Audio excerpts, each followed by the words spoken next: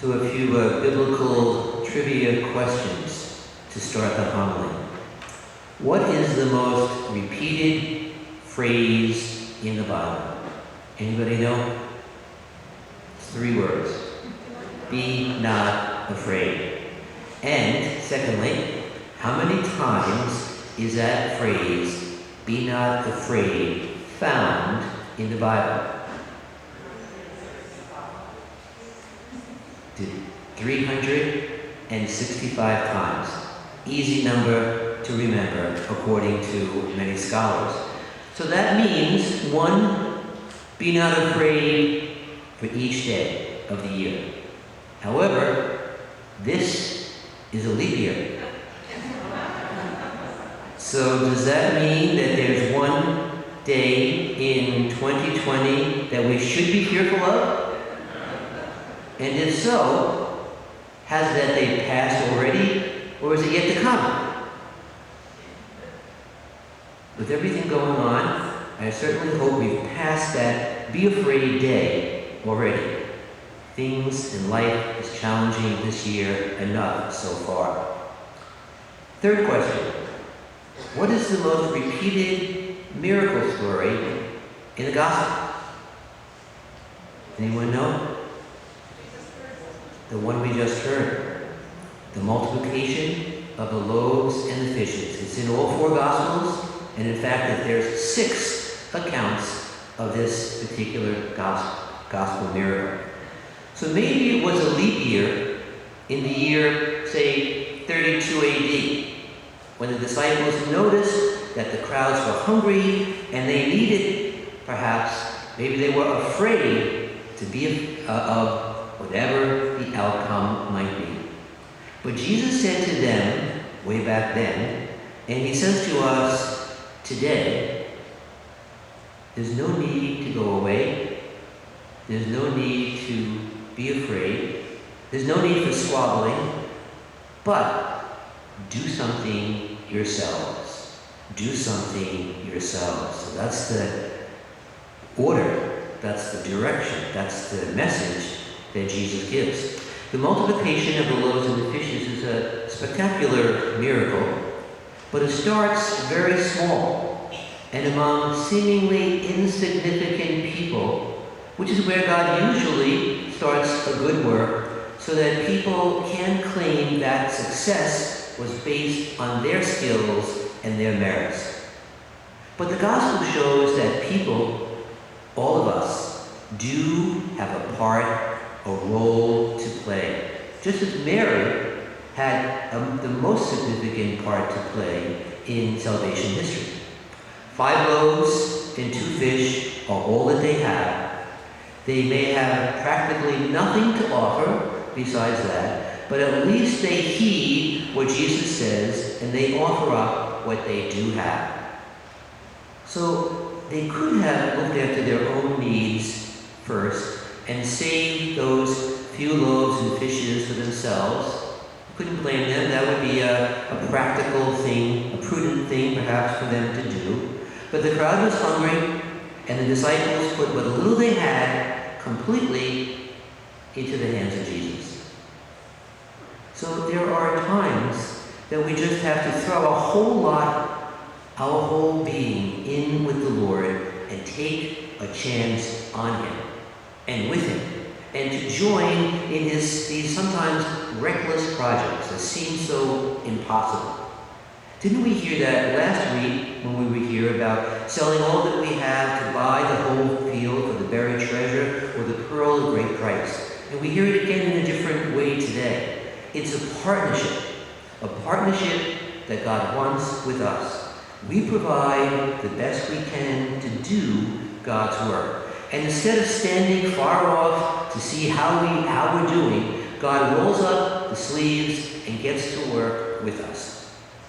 Jesus did not say, I will give them something to eat. He says, you give them something to eat yourselves. A very significant wording in the gospel.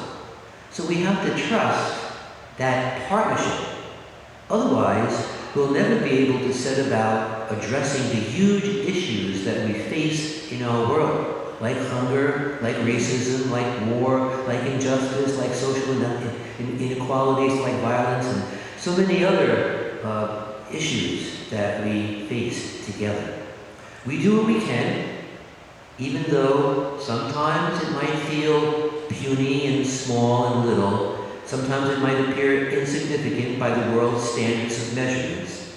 But we hand over what we have to Jesus, who invites us to bring them to him. Bring them to me, he says. And we see what he does with our offerings. You know, we usually have the offertory procession at every Mass, but because of the social distancing, we're not doing that now. But, you know, that's part of the message, the symbolism of the offertory procession. We bring to Jesus the little gifts that we have, and he changes them.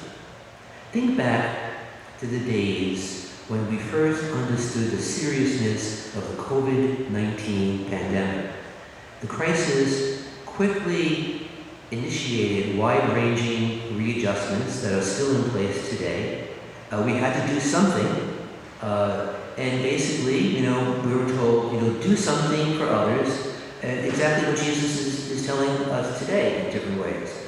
The values we choose to act upon, whether consciously or not, led people to various responses at that time, and even today: hoarding, denial, selflessness, heroic actions. You know, we cheered first responders as if they were important sports figures because they are multiplying good works among us, doing God's work in pandemic-ridden times.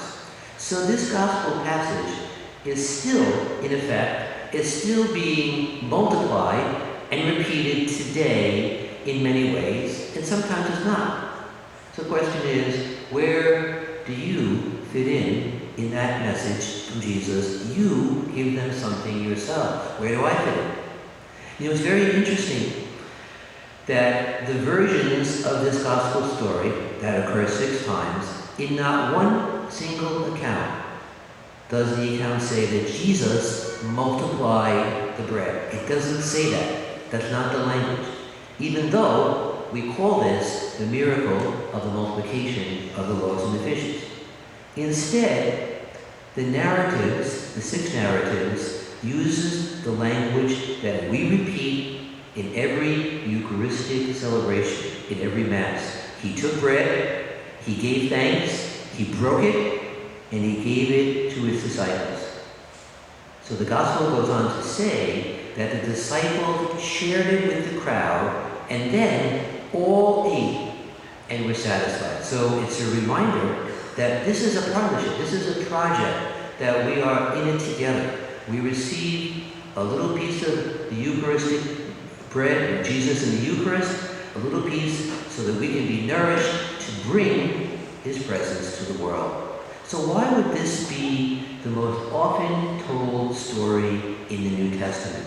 The miracle here that we just heard was not nearly as impressive as raising the dead, but those accounts aren't repeated as this one is.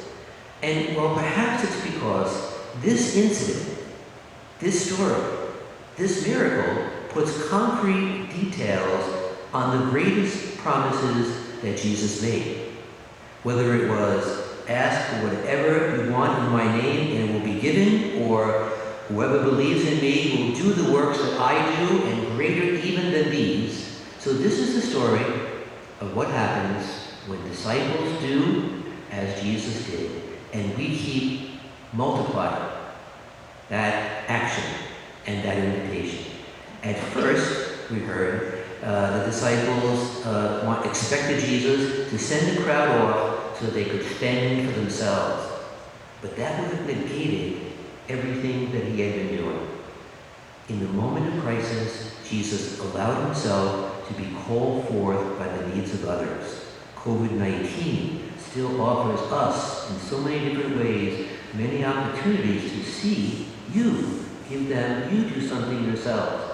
And when the disciples did what Jesus asked, the crowd became a bread-sharing community.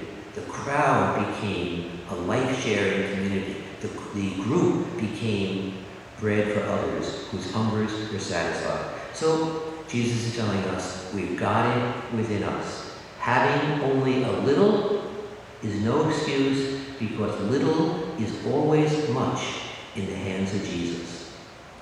So yes, to go back to the Bible trivia question, the New Testament tells us the story 6 times.